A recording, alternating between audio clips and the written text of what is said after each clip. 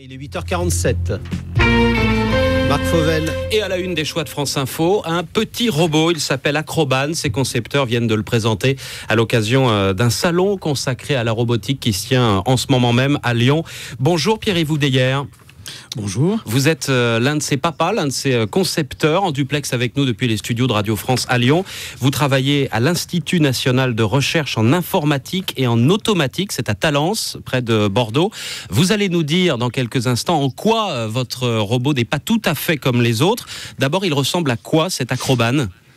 Alors en fait, ce robot ressemble à un petit humanoïde. Il a 2 jambes, 2 bras. Et contrairement à beaucoup de robots humanoïdes, il n'a pas de cosmétique, il n'a pas d'enveloppe ronde, il n'a pas de couleur rigolote. Et pourtant, quand on le met en face d'adultes comme d'enfants, il provoque des réactions assez extraordinaires. Pour une raison qui est finalement relativement simple, c'est que c'est peut-être le premier robot humanoïde avec lequel on peut interagir physiquement. C'est-à-dire que non seulement on peut le bousculer, il tombe pas, mais on peut le prendre par la main, il va vous suivre comme un petit enfant.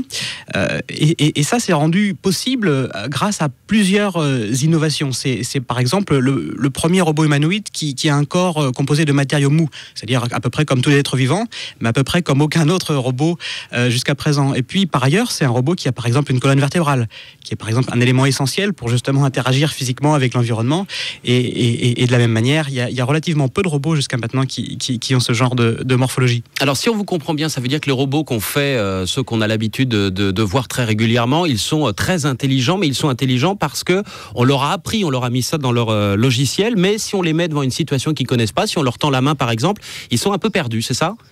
Voilà, alors effectivement, la plupart des robots qu'on voit aujourd'hui sont des robots dans lesquels il y a des ingénieurs qui ont fait des logiciels, qui ont préprogrammé un certain nombre de comportements. Mais le gros problème, c'est qu'effectivement, quand il y a une situation nouvelle qui se pose, alors que ce soit un objet nouveau, ou une personne nouvelle, une activité nouvelle, un endroit nouveau, eh bien voilà, il y a des difficultés. Et donc, ça serait bien dans le futur si on pouvait avoir des robots qui sont capables d'apprendre. Et c'est une question sur laquelle on travaille. Alors, par exemple, si on lui fait un croche-pied à votre petit robot, qu'est-ce qu'il fait ? Comment il réagit ?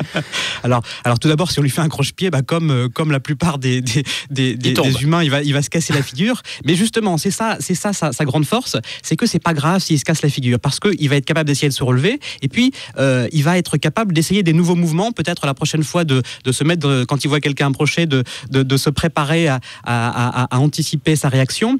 Et évidemment, pourquoi il va pouvoir apprendre, c'est parce que justement, il peut tomber. Et s'il peut tomber, ça veut dire qu'il peut faire des erreurs. Et apprendre, fondamentalement, ça veut dire faire des erreurs. Si on peut pas faire des erreurs, on peut pas apprendre. Oui, l'erreur, c'est finalement le propre de l'homme, à condition de savoir qu'on a fait une erreur et de ne pas la faire une deuxième fois. Il me parle, votre robot ? Alors ce robot-là ne parle pas encore. On a d'autres robots dans le laboratoire auxquels on essaye de mettre des outils qui leur permettent d'apprendre les premiers mots, un petit peu comme les enfants quand ils ont autour d'1 an. On est encore très loin d'avoir des robots capables d'apprendre à dialoguer sur n'importe quel sujet.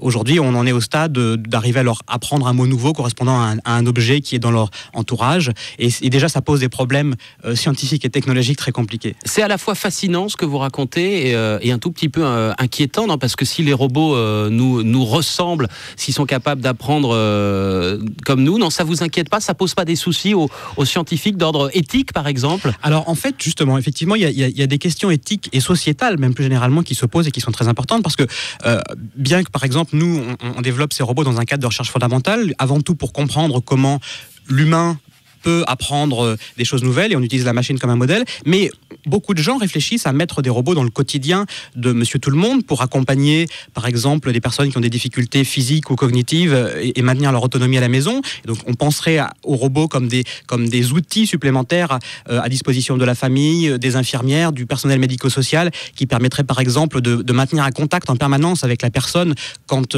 l'infirmière ou quand la famille n'est pas chez cette personne. Il y a plein de choses positives qu'on peut imaginer, mais il y a évidemment aussi des choses négatives. Ça veut dire, par exemple, si on lui met des coups de pied à longueur de journée, alors peut-être qu'à la longue, il va comprendre qu'il faut éviter le pied, mais il n'y a pas un moment où lui aussi, il va avoir envie d'en donner un petit coup de pied ?